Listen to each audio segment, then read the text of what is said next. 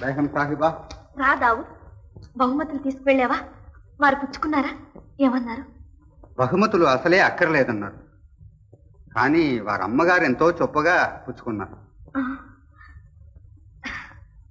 సరే,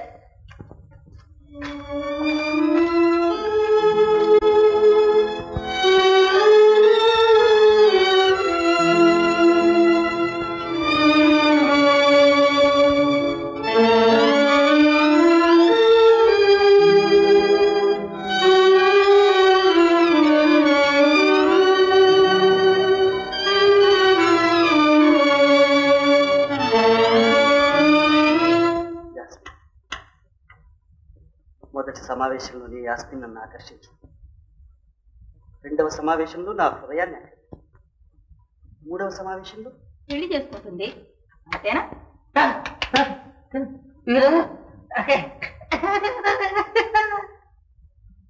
నాయన, ఇవన్నీ జరిగే విషయాలు కాదు. రాజకుమారిని ప్రేమించాను అని పొరపాటునన్నా ఎవరితోనన్నా అన్నావంటే డబ్బు డబ్బు డబ్బు యాకు నీ వేళ కూడా చాలించు.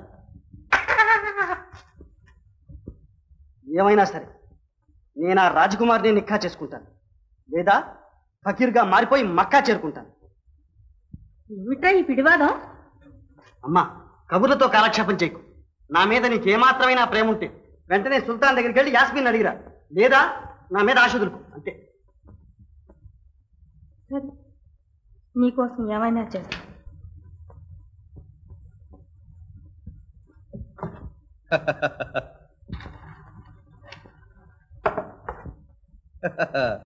ఈ కానుకలు తమరు గ్రహించాలి హుజూర్. చాలా సంతోషం. ఎవరు మీరు? రాజకుమారిని రక్షించిన వీరుని తల్లి ఈ దీనురాలి. ఇలా రావడానికి కారణం? ఆలంపన. కారణం చెబితే తమ కోపం వస్తుందేమోనని భయంగా ఉంది. అయినా తల్లి హృదయాన్ని గ్రహిస్తారని ధైర్యం కలుగుతుంది. ఆలంపన, ఒక్కగాని ఒక్క బిడ్డ మనోవ్యాధితో బాధపడుతున్నాడు. దానికి మందు. మనోవ్యాధికి మందా? నాకు వైద్యం రాదే. అందని మ్రాని పండ్లకు అరలు చాస్తున్నాడని నాకు తెలుసు ఆలంపన. తమ కుమార్తె యాస్మిన్ పెళ్లి చేసుకోవాలని ఆశిస్తున్నాడు. మా అమ్మాయినా? మీ వాడికి మతిపోలేదు కదా? ఇది మీ వాడికి పుట్టిన బుద్ధేనా? మీ వాడికి ఆలోచన లేకపోతే మీకైనా ఉండద్దా? రాజకుమార్తె ఎక్కడ, మీ వాడెక్కడ? స్థితిగతులను పట్టి చూస్తే ఎంతో తారతమ్యం ఉన్నమాట నిజం. ఆలంపన, మీ కుమార్తెను మృత్యుముఖం నుండి తప్పించి రక్షించిన కుర్రవాడు వెర్రివాడు కాకుండా చూడవలసిన అవసరం కూడా మీకు లేదా? ఈ దిక్కుమాలని తల్లి హృదయ వేదన తీర్చవలసిన బాధ్యత కూడా లేదా? లేదనలే, కానీ సెలవేయండి హుజూర్.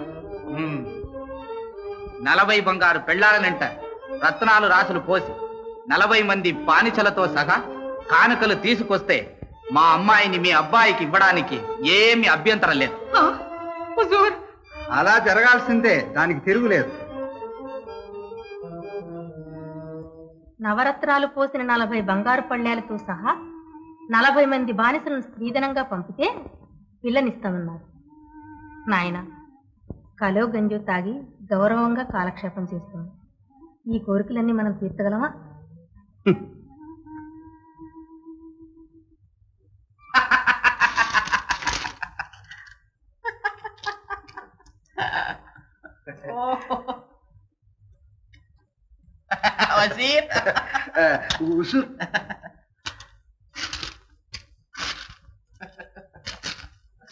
ఆలింపన, మీరు పంపిన రాజుల చిత్రాలన్నింటికి ఏదో ఒక ఆక్షేపణ తెలియపరుస్తూ ఒప్పుకోవడం లేదు యువరాణి గారు.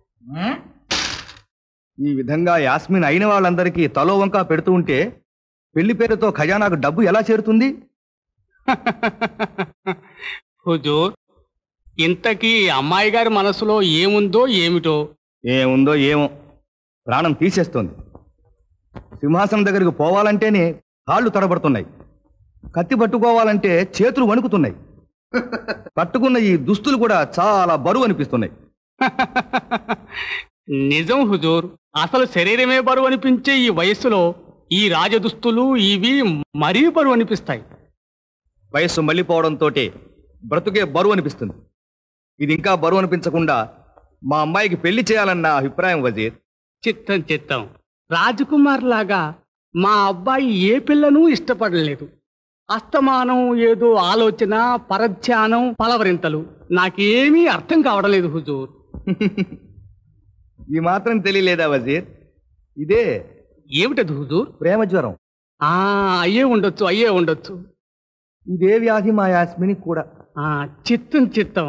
ఇద్దరిది ఒకటే బాధ గనుక ఆ ఇద్దరిని ఏకం చేస్తే వీల్లేదు హుజూర్. అనడానికే నాకు నోరు రావడం లేదు. అయితే వజీర్, కట్నాలు, కానుకలు. హుజూర్, ఏమీ లోటు చేయను. అదే నాకు కావాల్సింది. నా మనసు నీకు తెలియదా వజీర్?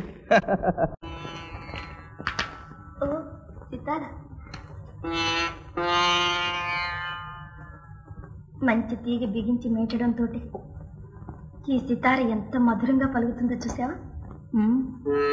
తీగకు బదులు దారం బిగించి మీటి చూసే బుద్ధిమంతులు కూడా ఉన్నారు ఈ లోకంలో. చిత్రంగా ఉంది. దారం బిగిస్తే సరిగ్గా పలుకుతుందా? అపస్వరాలు వస్తే మాత్రం వాళ్ళకేం బాధ? సితారా పలికితే అంతే చాలు. ఏమిటో నువ్వు చాలా మర్మంగా మాట్లాడుతున్నావు. కొంచెం వివరంగా చెప్పకూడదు? చెప్పడానికి ఏముంది, ఇక్కడే ఈ రాజభవనంలోనే ఒక చక్కని చుక్క గొంతు కోసి ఒకానొక తెలివి తక్కువ వాడికిచ్చి పెళ్లి చేయడానికి నిర్ణయించారు. ఆ పెళ్లికి ఆ పిల్ల ఒప్పుకుందా? ఒప్పుకుందో లేదు. అడిగిన వారెవరు? ఆ పిల్ల మనసు తెలుసుకోకుండానే తల్లిదండ్రులే నిర్ణయించారా? పెళ్లి బేరాలు లాభసాటిగా ఉంటే దురాశకు దాసులైన వాళ్ళు వెనుకు తీస్తారా? తల్లిదండ్రులు ఇలాంటి తెలివి తక్కువ పనులు చేస్తున్నందువల్లే యువతీ యువకులు చేసుకుంటున్న ఆత్మహత్యలు హద్దు పద్దు లేకుండా మీరిపోతున్నాయి. ఇంత అన్యాయం ఎవరికి జరుగుతుందో చెప్పు సీతారా. నాకు చేతనైతే ఆపడానికి ప్రయత్నిస్తాను. నీకే మీ నాన్నగారు వజీరు కూడా బలుక్కుని నిన్ను సయ్యత్తికిచ్చి పెళ్లి చేయడానికే నిర్ణయించారు.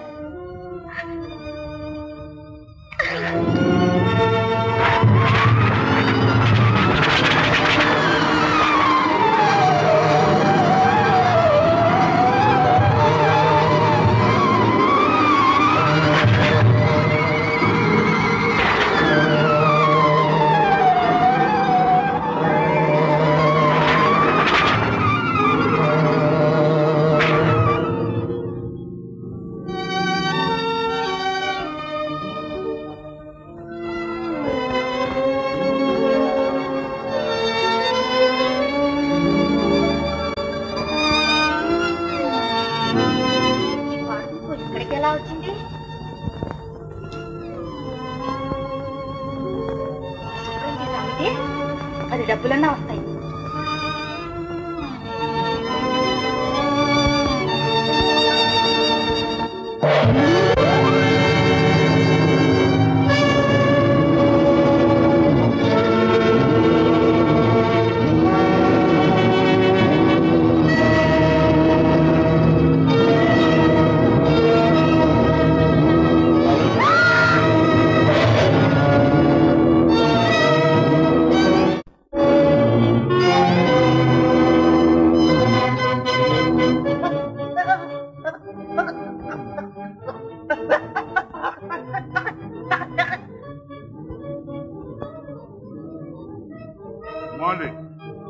నేను అప్పుడు దీవానికి దాసుంది. దీపం ఎవరి కైలో ఉందో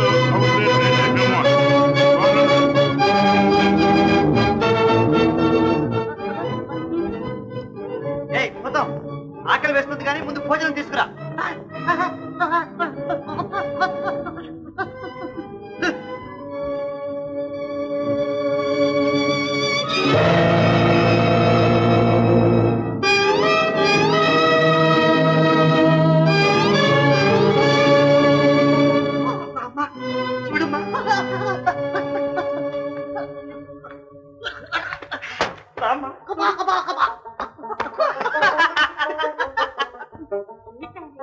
అదృష్టం అమ్మా, అదృష్టం.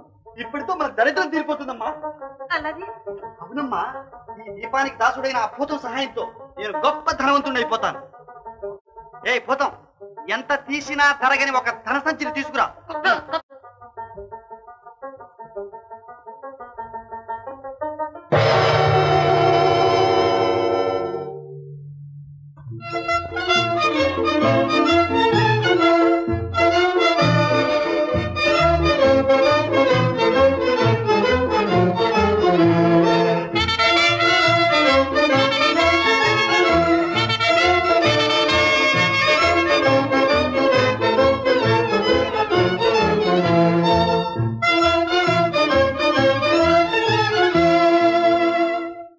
ఆహాహాహా, ఇన్ని అమూల్యమైన వస్తువులు నేను ఇంతవరకు చూడలేదు.